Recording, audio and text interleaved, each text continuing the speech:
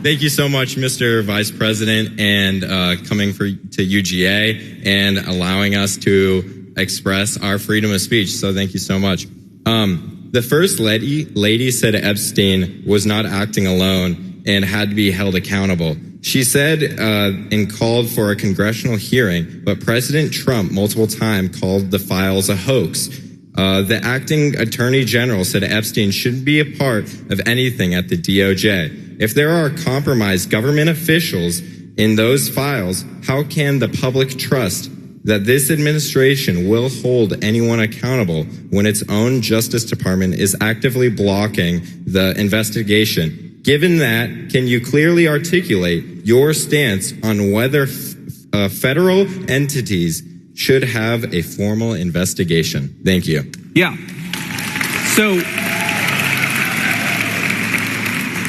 So first of all, you said the Associate Attorney General or something. I haven't seen that quote, but here's my view on the Epstein matter. Number one, the guy was clearly a scumbag. Okay. Number two, he clearly had extraordinary connections, both with intelligence services, both inside the United States and outside the United States, and also with a lot of very wealthy and powerful people. Okay.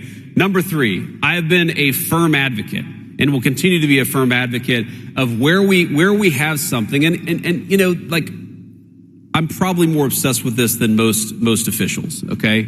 Probably more obsessed with this than most people even in this room, is when you see somebody who says something in an email that suggests, you know, there's one email I read, and it's been a little while ago, but it was talking about, you know, one person sent an email to Jeffrey Epstein saying, oh, there were some really nice, like, pizzas and grape sodas or something like that. And I remember it sounded like the Pizzagate conspiracy theory, but here it was in like an email from a guy.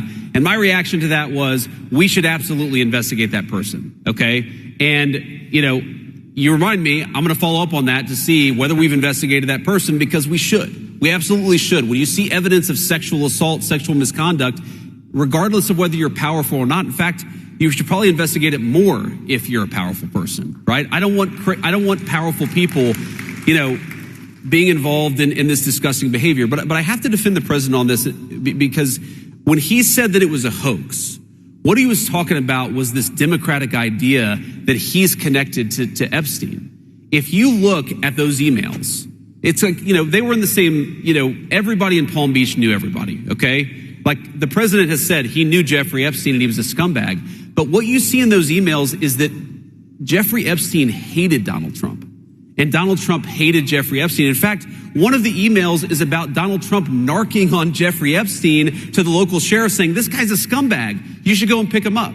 So when the president says this is a hoax, he's not saying it's a hoax that Epstein was the scumbag. He's not saying that it's a hoax that Epstein was connected to powerful people. He's saying this democratic idea that somehow he was Epstein's best friend, that is a hoax. And if you look at the emails, it's obvious that Jeffrey Epstein hated Donald J. Trump. And by the way, one of the best signs for whether you're a good person or not, for whether you're a decent human being, is if the worst people in the world hate your guts. The fact that Jeffrey Epstein hates Donald J. Trump is a pretty good thing for Donald J. Trump.